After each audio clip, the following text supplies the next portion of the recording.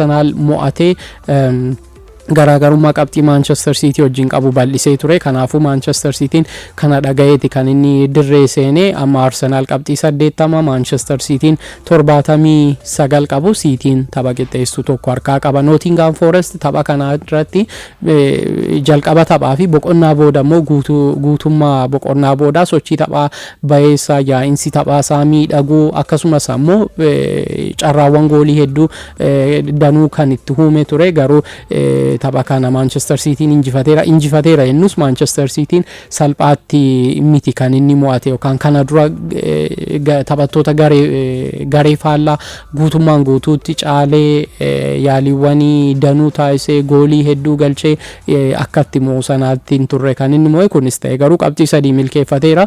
Nottingham Forest garuu carraa goolii uumuu saffisaan gara goolii Manchester Citytti siquun bayeessa ture. Inumaayyuu sochii tapha akka kaleessaatiin yeroo ilaalamu gareen Nuno Espirito Santo kun Nottingham Forest akkamitti sadarkaa gadii keessaa bu'uuraa baraaramuu fi sadarkaa kanarra gahee inni dhugaafiidha. Qabxiin irraa hir'ate akkuma jirutti ta'ee jechuudha. Manchester Cityn kaleessa Phil Fodenii fi Ruben Diaz dhibamanii jalqabarra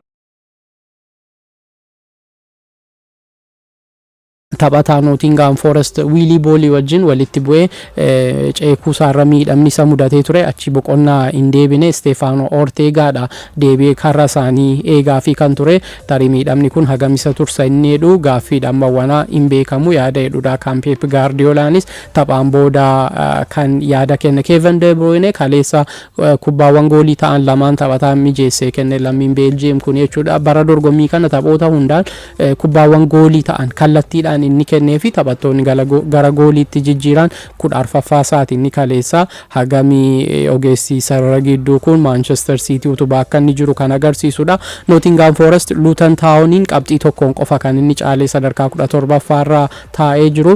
Nottingham qabxii 26, Luton 25 qaba.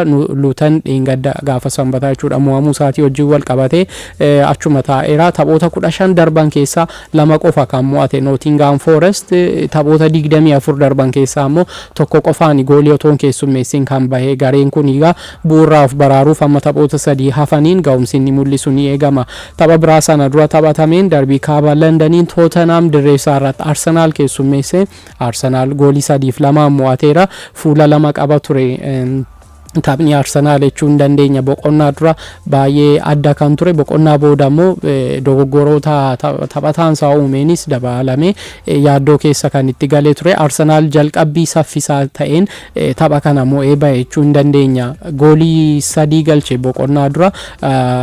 Pierre Emile Hoibe daqiiqaa 15ffaa irratti garee ofii irratti goolii galche. Kun kubbaa rogaa rukuttaa rogaa irraa jechuudha. Bukaayoo Saakaa kubbaa inni rukute addaan nan baasa yeroo jedhu garee ofii irratti kan inni galche. Achi deebi'ee Bukaayoo Saakaa daqiiqaa 27ffaa irratti tapha deebii saffisaa ta'een kubbaa Kai Havertz dhuma irratti biraan gahee galche 2-0dhaan dursanii. Achi Kai Havertz deebi'ee daqiiqaa 38ffaa irratti kubbaa rogaa Declan Rice rukute addaan galche. Arsenal daqiiqaa 38 keessatti goolii 3 galche. Tarii boqonnaa booda immoo meeqa dabala jedhamee yeroo eegamutti boqonnaa booda garuu goolii 2 kan inni keessummeesse. Daqiiqaa 64ffaa irratti goolii gaanii Arsenal David Raya kubbaa duubatti deebitee isa bira geesse nan baasa jedhee yeroo rukutu kallattiidhumaan kan inni gahe Romero biraan gahe. Romeroon kubbaa sana galche. Abdii Tottenham taphichatti deebi'uu isaa bal'ise. Dhuguma immoo Arsenaliif yaaddessaadha kan inni ture. Goolii kana booda baay'ee dadammaqanii taphattoonni Tottenham irra deddeebiidhaan gara goolii deemaati kan isaan turani. Deeggartoonni isteediyeemii keessa jiranus akkasuma baay'ee sagalee olaanaa ta'e dhageessuudhaan Arsenal irratti dhiibbaa uumaa turanii. Haala kanaan boodarraa daqiiqaa 87ffaa irratti ammoo Declan Rice balleessaa Ben Davies irratti raawwateen peenaalitii kenname. Son Heung-min galchee 2-3 ta'anii kana booda daqiiqaa dabalataa jiru wajjin Arsenal dhiibbaa keessa galee ture. Haa ta'u malee xiinsammuu jabaadhaan qabxii taphichaa qabatee baheera. Taphichi 1-0dhaan yeroo jirutti Arsenal ennaa dursaa turetti jechuudha. Mickey van de Beek goolii galchee ture garuu taphaan ala jedhamtee jalaa haqamte. jedhamteetti goolii lammaffaan yeroo Saakaan galche ammoo Leandro Trossard Dejan Kulusevski irratti balleessaa waan raawwate fakkaata ture. Taphattoonni Tottenhamis balleessaa kanaaf peenaalitiin kennamedha jedhanii yeroo eegaa turanitti kan tapha deebiitiin qabatee deeme Arsenal goolii kana galche.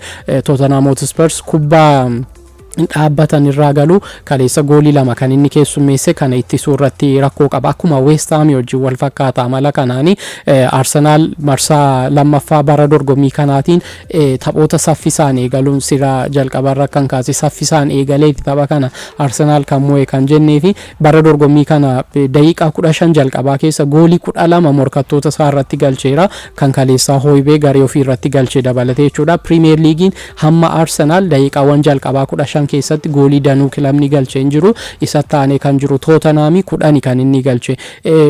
Taphoota Premier League marsaa jalqabaa 19 goolii 3 qofa galche. Garuu marsaa lammaffaa erga eegalee asitti Arsenal baay'ee kan inni taphoota dursee dafee goolii galchuudhaan garee faallaa isaa irratti dhiibbaa kan inni uumaa jiru.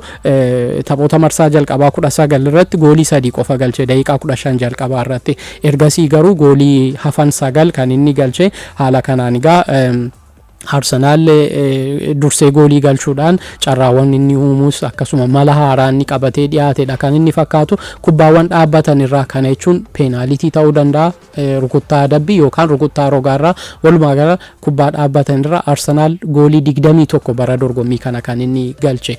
Bournemouth kaleessuma goolii 3-0dhaan Brighton and Hove Albion injifateera. Marcus Sensi, Enes Unal akkasuma Justin Kluivert gooliiwwan kana kan galchanii. Enes Unal lammii Tarkiiti goolii lammaffaa kan Bournemouthif galche. Bournemouth qabxii isaa 48 gahateera sadarkaa 10ffaa irra jira. Kana jechuun ammoo bara dorgommii 2016-17 Premier League Englandin goolii qabxii 46 qabachuudhaan seenaa isaatiin riikardii yookaan qabxii olaanaa ta'e kana hamma fooyyesseera. 48 gahateera. Sanuu taphoonni 3 otoo hafanu taphoota Premier League 9 jalqabaa ammoo otoo hin mo'atiin torbeewwan 9 jalqabaa otoo hin mo'atiin imalaa ture.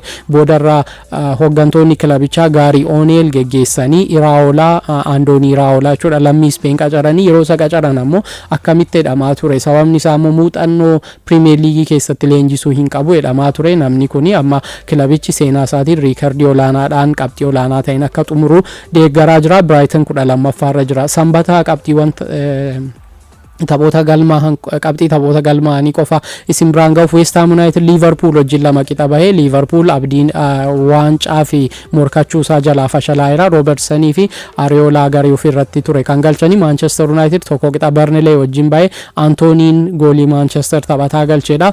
Goolii jalqabaa Premier League England bara kanaatiin inni galcheedha. Aston Villa fi Chelsea 2-2 bahanii Chelsea fi Madueke fi Gallagher goolii kan galchan garuu Aston Villaan jalqaba irratti Mark Cucurella garee ofii irratti akkasuma ammoo Morgan Rogers gooliiwwan galchaniin 2-0 dursaa ture Aston Villaan. Boodarra Chelsea kan inni qixxaate Fulham Crystal Palace wajjin 1-1 bahanii Newcastle 5-1 Sheffield injifateera. Alexander Isak tapha kanaan goolii 2 kan inni galche. Sheffield wajjin wal qabatee Premier League England irraa bu'eera. Kilabni kun qabxii 16 qofa kan inni qabu.